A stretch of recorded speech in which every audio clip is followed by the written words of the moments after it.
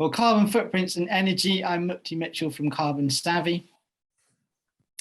And to kick off, I'm going to talk about the UK carbon footprint and our carbon footprints. And essentially, it's a starting point as we're homing in towards renewable energy, which is part of our solution, just putting it in context with the whole footprint.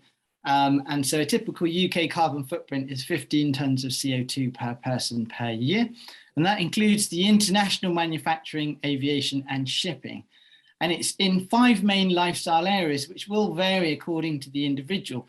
But in very simplistic terms, to grasp the concept of the 5 biggest areas of emissions, you can see in this pie chart here, we could imagine it in an imaginary typical lifestyle, there'd be roughly equal 5 areas of 3 tons each, which is heating our homes, transporting ourselves around, food production, distribution, refrigeration, cooking, etc., holidays, and the products that we buy.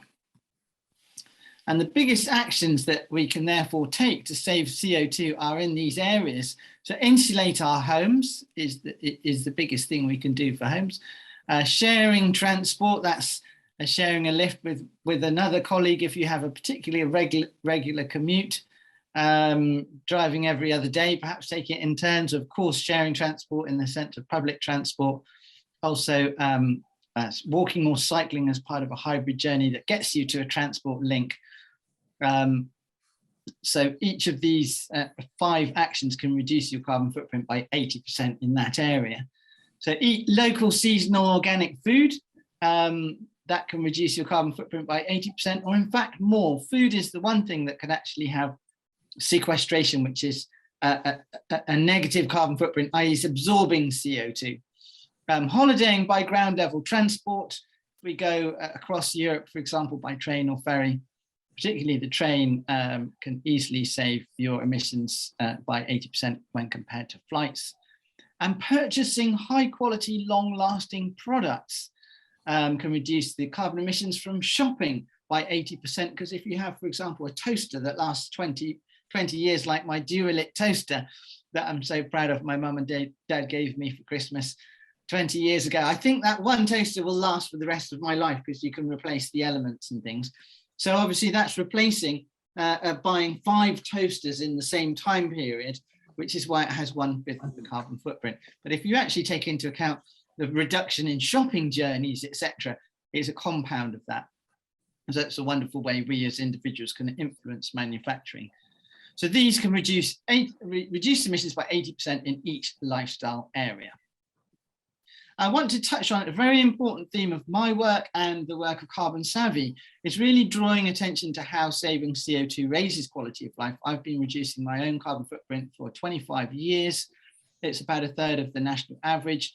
And almost every step I've taken to reduce my carbon footprint has improved my quality of life. And you probably get a sense in my talk, but I get super enthusiastic about talking about it because we all love sharing good tips. Found a good deal, found a good holiday, found something. We love talking about things that we found. And I discovered that really reducing your carbon footprint, like having high quality, long lasting products, means your home is full of the best products. I've got the best electric drill that any carpenter's had on site for the last 34 years that I've had my Metabo electric drill. So there's a little example. So thinking about quality of life for a second and putting the environment to one side just for 1 minute, we're saying, what kind of home would I like to have the best quality of life? Well, I'd like a warm home that's low cost and feels good. Well, if I insulate my home, it'll be warm, low cost and feel good and reduce the carbon footprint by 80%. And what kind of transport would give me the best quality of life? I'd like to be chauffeur driven like the millionaires and billionaires. Well, if I share a lift every other day to work with a friend, every other day I'm chauffeur driven and I can chat. If I go by public transport, train or bus, I'm chauffeur driven. I can relax, I can read, I can have a nap, I can chat to my neighbor, arrive more refreshed. And shared transport is a reduction of your carbon footprint by 80%. Food, what kind of food would I want to have the best quality of life? I would like the most delicious, the most nutritious, and the most low in toxins. And that's seasonal, local, organic food, which again reduces your footprint by 80%. And I've found that the best holidays I've had in my life have really been the ones that promoted an inner journey, which is much more profound when you're going across a landscape on a train like the TGV from Paris to Barcelona. I've taken many times, and you see the snow-capped Alps and the Pyrenees and the pink flamingos in the south of France, etc. And so it promotes more of an inner journey and reduces your footprint. And also what kind of products. I would like the most beautiful, the most user-friendly, and the longest lasting products so that they don't break down, which is always frustrating when a product breaks down.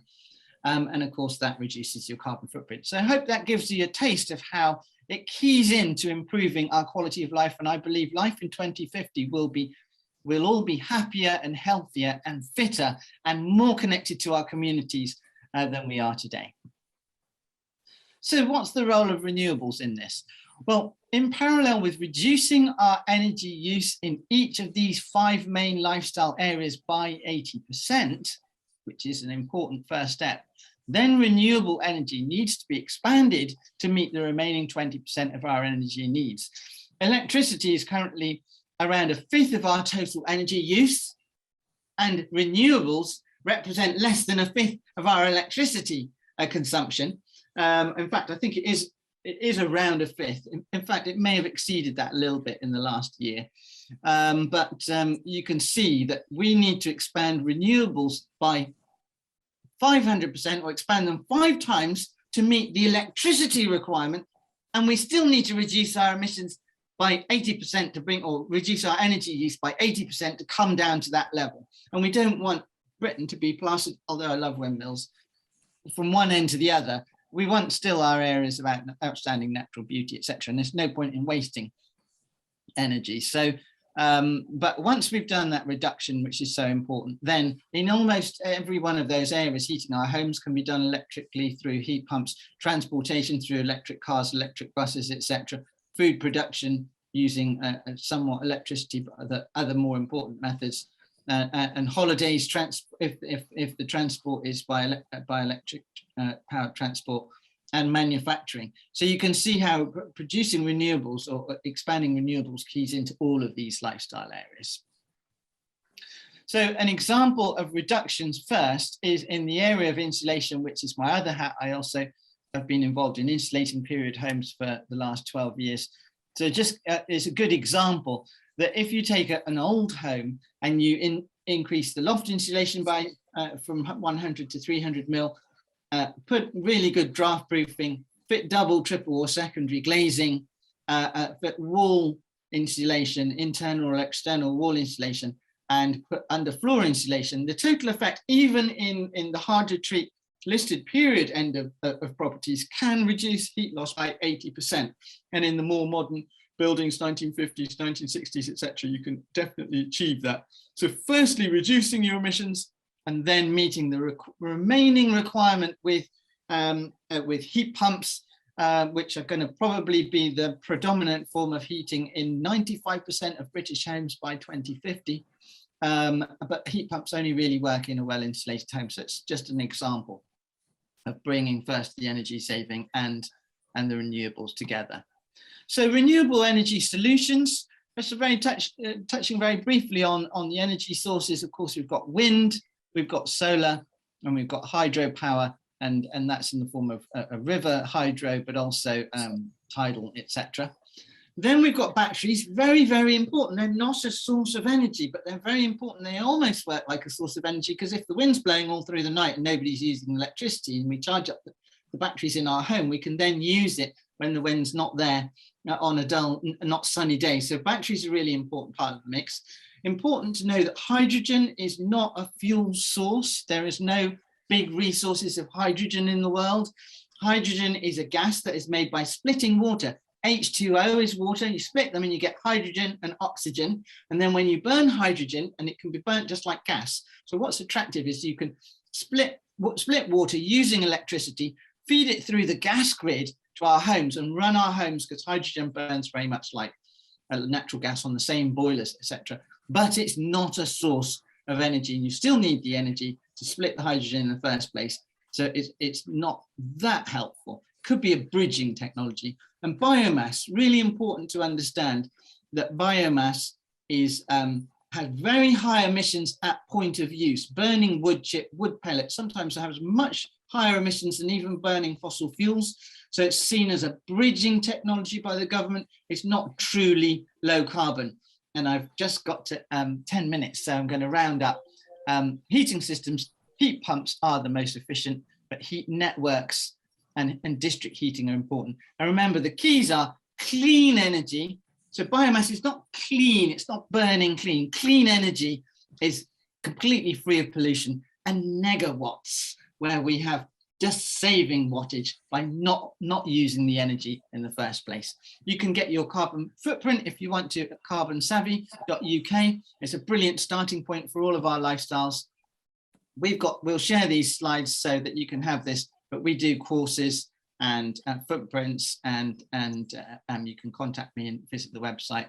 And if you want to come on our Carbon Ambassadors course, that's starting on the 6th of May for 8 weeks. You'd be very, very welcome. And we've got some brilliant speakers, including people like Mike Berners-Lee, the author of How Bad Are Bananas? Thank you very much for inviting me to speak here.